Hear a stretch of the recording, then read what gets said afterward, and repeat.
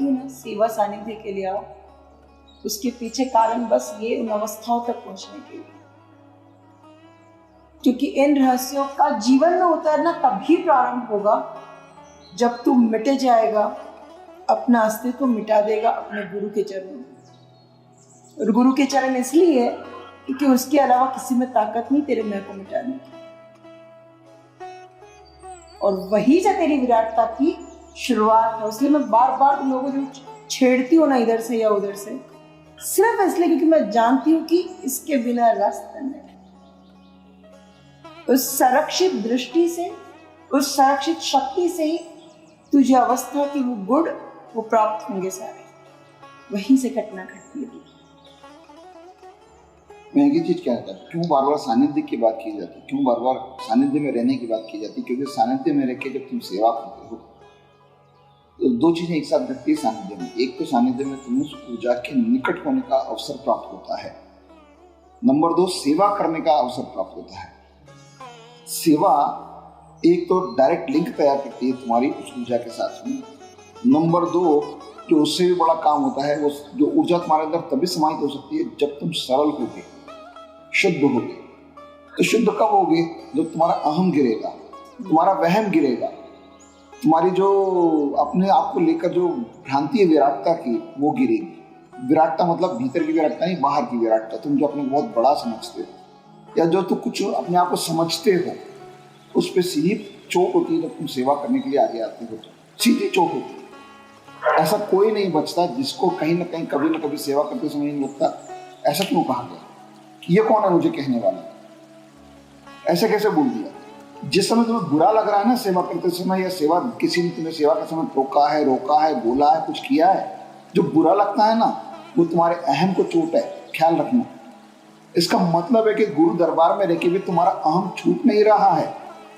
तुम अभी भी वहम में जी रहे हो कि तुम कुछ हो और कुछ होना चाहते हो, अभी भी तुम कुछ होना चाहते हो, इसलिए तुम्हें बार बार चोट लगती है। जब तुम्हें चोट लगना बंद होगी ना, जिस दिन तुम इस चोट से बाहर निकल के सेवा के लिए सच में तत्पर हो जाओगे, और जब किसी के कहे का कोई प्रभाव तुम्हारे ऊपर न पड़ेगा, तब तुम शुद्ध होने के लिए तैयार होने लगोगे। ख्याल रखना, अशुद्धता की पहली परत उतरी होगी तुम्हारे भीतर से, तुम्हारे ऊपर से। इसलिए सानिध्य का बहुत महत्व है, क्योंकि यहाँ लगातार चोट पड़ती है, कभी सीधे गुरु के द्वारा, कभी गुरु के ऊर्जाओं के द्वारा। गुरु के द्वारा सीधे तो बहुत कम पड़ती है, लेकिन ऊर्जाओं के द्वारा लगातार चोट पहुंचती है। उसके बावजूद भी तुम कैसे तत्पर रहते हो सेवा के लिए, ये महत्वपूर्ण है।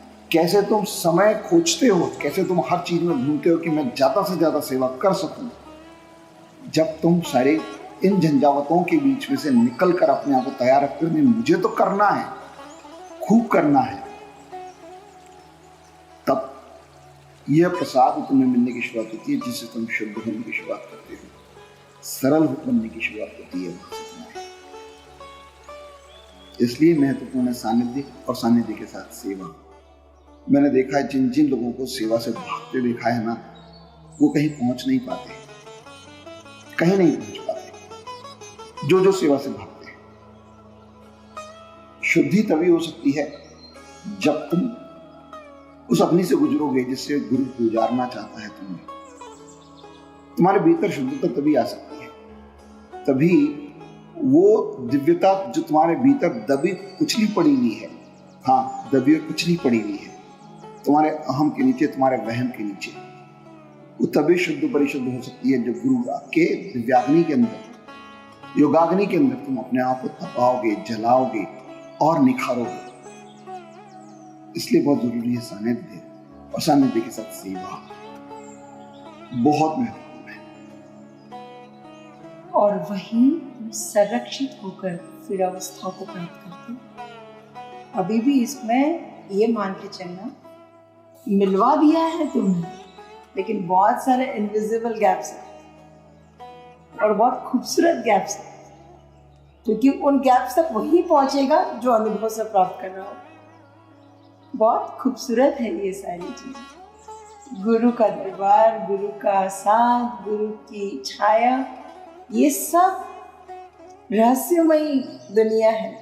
श्री गुरु का जीवन में आना ही एक रहस्यमयी दुनिया में प्रवेश है, और वो रहस्यमय दुनिया किसी और की नहीं, सिर्फ तेरी अपनी, तेरी अपने अस्तित्व की, पूरे ब्रह्मांड की। बहुत खूबसूरत है दीपक, बहुत खूबसूरत। ये सारी कहानी अवस्थाओं की है, लेकिन उसके लिए गुजरना पड़ेगा उस युगाग्नि से। सेवा, सानिध्य और साधना, जो अक्षय तृतीया पे जो मैसेज दिया, ये तीनों तेरी ताकत बनेगी।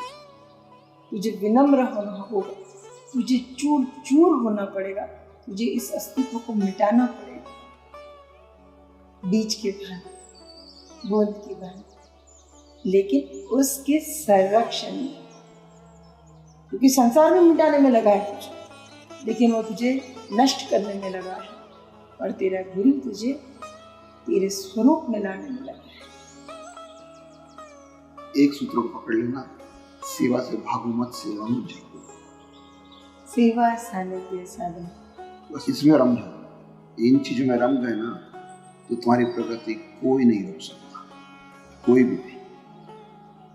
पूर्ण समर्पण के साथ, प्यासे रहो, और पूरी प्रकृति तुम्हारे श्री गुरु का परिवार है, ये भी ध्यान रखना।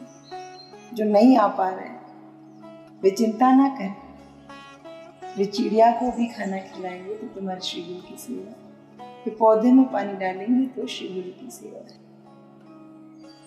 वे सुंदर भाव रखेंगे तो श्री गुरु की सेवा है, सबसे प्रेम से बात करेंगे तो श्री गुरु की सेवा है, अपने से बड़ों को सम्मान देंगे तो श्री गुरु की सेवा है, छोटों से प्यार करेंगे तो श्री गुरु की सेवा है। श्री गुरु की सेवा की अनंत अनंत अनंत रहस्य है। लेकिन हाँ, जब श्री गुरु शरीर रूप से मिल जाए तो पहला प्रयास मारने की करना।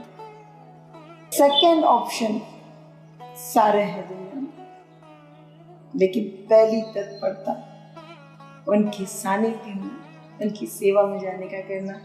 मैंने कई बार बोला है, श्री गुरु की सेवा मतलब अखिल ब्रह्मांड की सेवा है। सद्गुरुनाथ महाराज की जय, सद्गुरुनाथ महाराज की, सद्गुरुनाथ महाराज की। लगे मेरे प्यारे